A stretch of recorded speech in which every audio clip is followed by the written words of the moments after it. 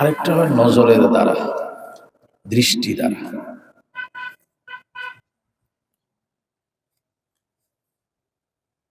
ভালো কারো লেখা যদি পড়েন, সাথে সাথে অ্যাকশন। ভালো কোনো মানুষের ওয়াজ শুনেন, সাথে সাথেই দিলে পরিবর্তন।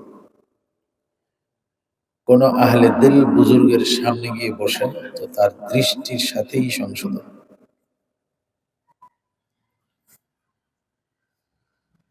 আনা কে বনজর খাকেরা কি মিয়া কুনাজ। আল্লাহ তাআলা মানুষের চোখে এত পাওয়ার দিয়েছেন, যদি সে কোনো দিকে ভালো করে তাকায়, মাটি স্বর্ণ হয়ে যায়।